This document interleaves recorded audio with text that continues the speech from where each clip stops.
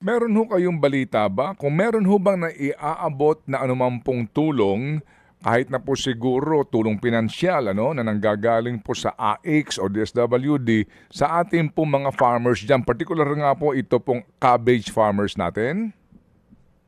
As of today po, wala pa po kaming nababalitaan na ganyan po na assistance, sir.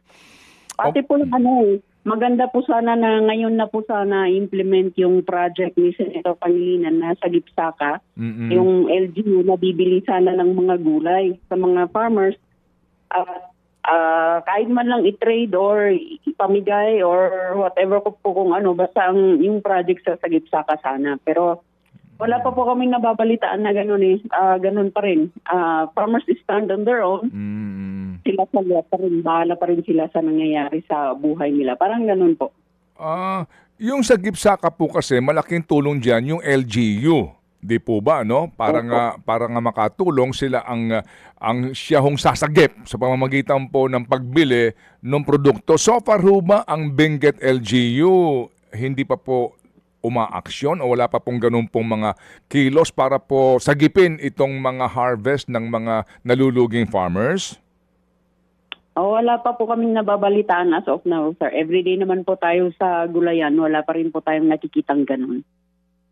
I see. So, maliban po sa mga repolyo, ano pa pong mga gulay ang nanganganib ngayon na baka po dun din mauwi, hindi na po ito dalhin sa trading post at malugi nga ang mga farmers kasi nga baka itapon na lang po? Anong klaseng gulay? Yung Pechay Baguio, ganun din po. Actually, parehas sila ng take nung sa repolyo. Kasi halos parehas lang po yung presyo nila eh. Ngayong araw po, medyo umangat po yung presyo natin kasi kahapon ang presyo ng repolyo 12 to 15. Ang wombok kahapon 8 to 10 pesos. Pero ngayong araw na po, medyo umangat siya ng konti, 15 to 20 na yung repolyo at 10 to 15 naman yung Pechay Bago o yung wombok na tinatawag namin. Pero ang alam namin na dahilan kung bakit gano'n na umangat ng yung presyo kasi nga maraming mga farmers ang hindi nag-harvest. Pero siyempre, pag mababalitaan ng mga farmer na umangat ng konti, siguradong mag-harvest yung mga iba. Mag-hope na lang na makakahabol sa 20. Pero siguradong, siyempre marami po yung mga farmers na makakabalita noon. Mabilis po ang communication yan. Kaya siguradong babagsak na yun. Okay. Kasi yung mga buyer po hindi naman nagtataas ng volume. May mga, yun nga po yung sabi ko po. Kasi yung mga consumers daw natin dyan sa Metro Manila, kasi nagdagdag po sila ng expenses nila dahil sa krudo.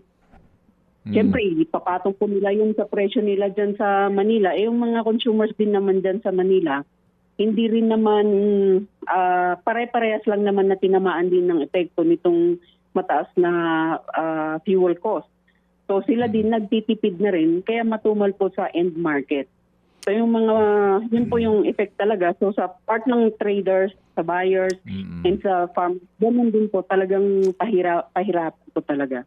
Mga kapatid, para sa iba pang mga balita at impormasyon, sundan niyo po kami sa X, Instagram, Facebook at syempre sa TikTok, True Network PH. Mag-subscribe din po kayo sa aming YouTube channel, True Network. May website din po tayo, truenetwork.ph. At pwede nyo rin po kami mapanood sa Channel 19 ng aming True FM TV. Lagi pa rin makinig sa radyo dito po sa 105.9 True FM dahil dito, laging true sa'yo, kapatid.